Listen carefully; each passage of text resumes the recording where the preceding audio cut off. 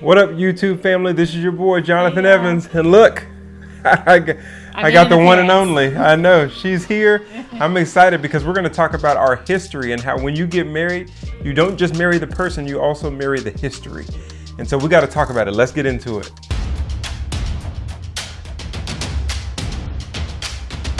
All right, so I'm really taking this moment to kind of interview us, you know, because we both have a history. And both came from different backgrounds and all of those different things. So as it relates to my family, big family, you know, 2-parent household, kind of just had each other to lean on, be there for one another. Consistency. Yeah. Anyways, consistency. And she's checking me already. And just kind of had that, father and mother in place, all of those kind of things you would think of. But really, a lot of people don't know your story. Mm-hmm. And just, people kind of assume, that, we're together. They have, the same type of history. They kind of came together, that kind of thing. So let's talk about how you grew up and how that impacted you and ultimately our relationship. Okay, go ahead. You're up. Where do I start? Start at the beginning. Okay, so I grew up in it's kind of a myriad of households, but I grew up with a single mom, and my dad wasn't really in the picture. I did interact with him for a little while in my younger years, and then really past elementary school, I didn't interact with him again until I turned 18. But I didn't have visitation or child support or anything like that. I did not have that kind of relationship with him. And so I grew up as an only child, and my mom got married when I was 12 or 13 and then had a baby when I was 16. So I pretty much grew up as an only child because the year I graduated college, he graduated from kindergarten. So yeah, it's a little bit of a spread there. Yes. So we both kind of grew up as only children. My stepfather was great. He is great. But they just got married at an age where it wasn't like I grew up with him, feeling like he was like my biological dad. So that was an interesting dynamic for me because also my maternal grandfather died when my mom was 7 or 8.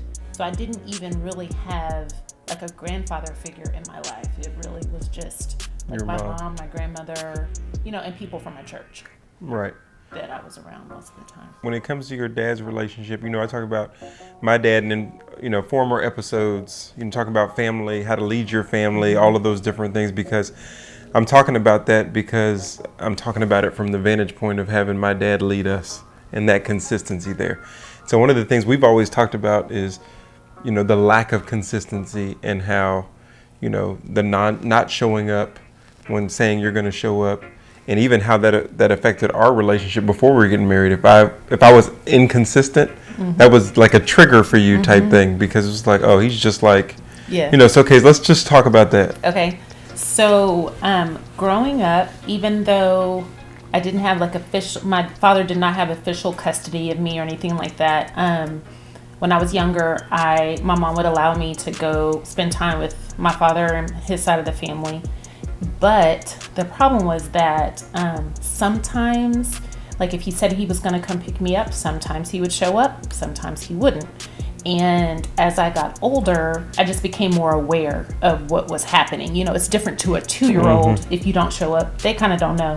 But as I got into my upper elementary years, I was very cognizant of the fact that he was not showing up. I had my hopes up I'm going to my dad's house this weekend, and then he wouldn't show up. For me, I started to want to build my own walls to protect myself. So there came a point where I was like, I don't want to go to his house. I didn't even want to make the plans to go to his house anymore. Because you knew it could end bad. Because I didn't want to be disappointed. So I just was I'd rather be in control of that part of my schedule and just be I don't want to go. And, I really admire my mom because she never talked bad about him. She never said, well, I knew he was no good and I knew he wasn't going to come. She never did that. She waited till I could realize it for myself.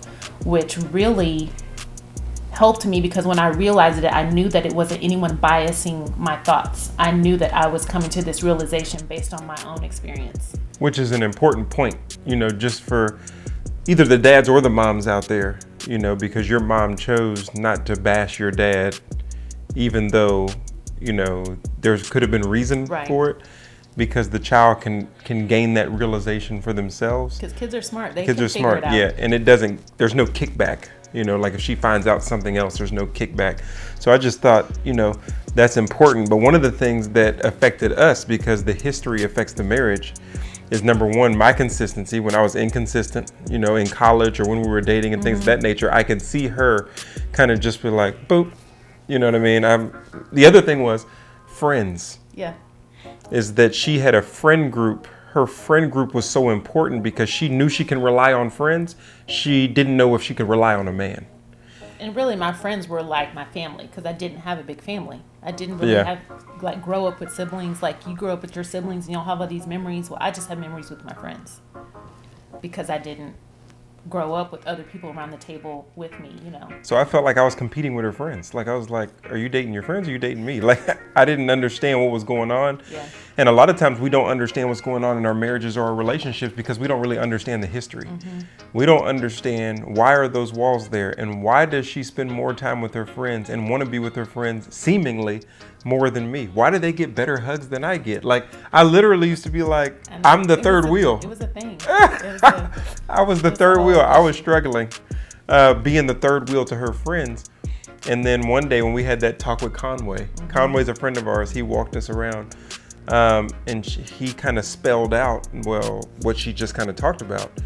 And when I started understanding that history, I was able to be understanding, supportive, work on my consistency, doing where I said I was going to do, being where I said I was going to be.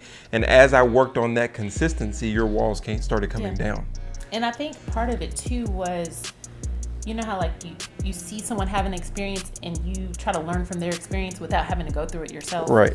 And so for me, just having friends who were in dating relationships through college and post-college, you always have that one friend that like they were part of the crew and then they got with somebody and all of a sudden they disappeared. You were like, well, she don't really hang out with us no more. No more because she got a man, But then whenever it didn't work out, then she came back.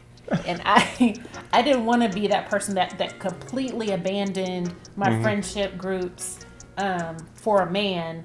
And then one day I would have to come back. And then I'd feel like, well, I missed out on all this time with my girls who are not going anywhere. So I think part of that too for me was like, that comes from history too. I don't want to go all the way in yet. Yep. So I kind of felt that I don't want to go all the way in. Plus I wasn't right. I was, in college. I wasn't all the way mature. I wasn't all the way ready. She's older than me. So she was, yeah. We had to throw that out there. Yeah, I do. I had to throw that out there. But I had less walls, less apprehension, those types of things. And just learning that coming into our marriage, past dating, coming into our marriage with that understanding really helps you gear your expectations. Because I always say that the hardest part about marriage is your expectations. If your expectations are off, in a relationship, even if you're not married, in a relationship, if your expectations are off, and most people base their expectations off their own history. Yeah. So you're basing your expectations of that person on your history, but you have to base your expectations of that person on their history, not just your history.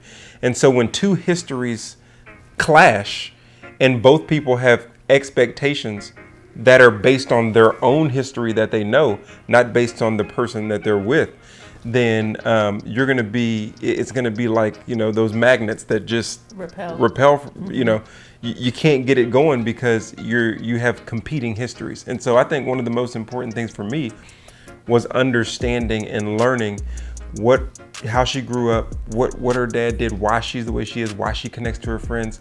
And then I spent more time, becoming a part of the friend group. You know what I mean? Like I just jumped in. That's true. Becoming a part of the friend group, and then getting comfortable with how she rolls, and then seeing her clinging a little bit more to me as I was consistent, because consistency was a problem. So I encourage all of the couples out there. I mean, there's a lot to it, and that's just a short snippet. Yeah. To really make sure that you know the history, because my dad told me when we got married, you're not just going to marry Kanika, you're going to marry the history of Kanika. And when you go learn that history, then you'll be better in relationship with Kanika. And same thing with you. Knowing that, it's funny because anytime my siblings are taking a picture, Kanika walks up like, can I get in there? I mean, I'd like to get in there. And we all laugh, but she always walks away like, I'll say I'll hold the camera for you guys. I'll take the picture. And so, anyways, we wanted you just to kind of hear that from the perspective of history matters. History matters in your relationship. It matters in your marriage, and that's what you get married to. You marry the person, but you marry everything behind them. And so, it's not a bad thing. It's not. Just knowing that up front and knowing, okay, we're gonna have to be very purposeful in our communication so that I can know what his expectations are of what he saw a household look like, and he can know, even though I didn't see a household operate how I wanted my household to operate, you still kind of formulate in your mind what you think it's supposed to be. But that doesn't necessarily mean that's what it's supposed to be. It's just what you think it was supposed to be. So there's a lot of constant communication that has to go on in order to be on one accord and figure it out. Okay, listen. We're going to keep this going because this is just episode 1. We're going to stay right here and keep producing these episodes. And I think the next one we're going to have to talk about, what does the household look like? You know what I mean? Because we can talk about what our household looks like, and you can learn from that. We can learn from you. Drop comments about the history, about what you're learning, how you're communicating, and how you're growing. Listen, like, share, subscribe, ring the bell, share this video. You know people need to hear it. It's really important for your relationship, for our relationship, and all of our growth. And be steadfast, unmovable, always abound in the work of the Lord, and know that it will not go in vain. Let's go.